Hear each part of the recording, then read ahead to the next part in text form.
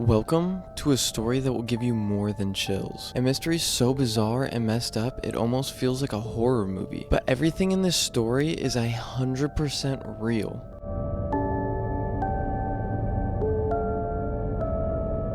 Back in the 1920s, the Gruber family lived out in the middle of nowhere. They lived on a farm called Hinterkaifeck. There was the dad, Andreas, the wife, Kazilia, the daughter, Victoria, and her 2 kids, a little girl named Kazilia, and a little boy named Josef, along with a maid called Maria. They seemed just like a normal family out in the countryside, but it was more than just that.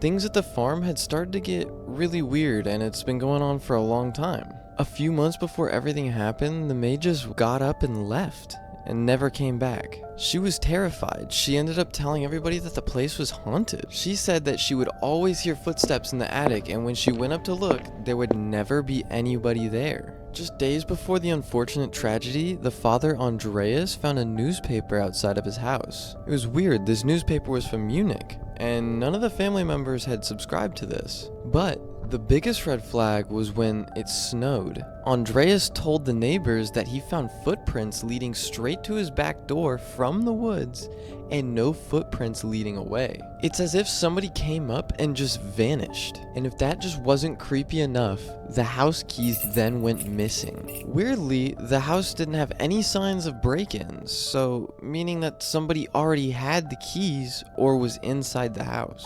This is where the tragedy unfolds. The night of March 31st, 1922. The family went to sleep like an ordinary day. The new maid, Maria, had just started working that day. They say that these acts were very methodical. The investigators say Andreas was the first to go. He heard a noise inside the barn and went to go check. As he opens the door and steps inside the barn, the killer strikes. He didn't use a normal weapon like a gun or a knife. The weapon he used was a mattock, a heavy pickaxe.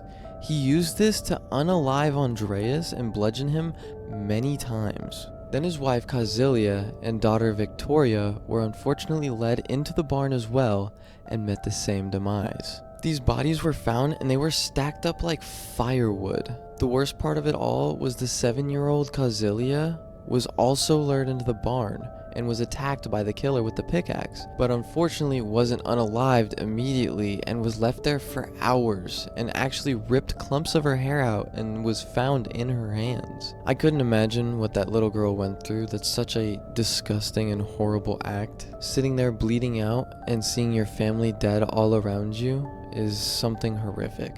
But the killer wasn't done. He then went inside the house and murdered Maria inside of her bed on her first day of work, and then killed Joseph, a 2-year-old, in his crib.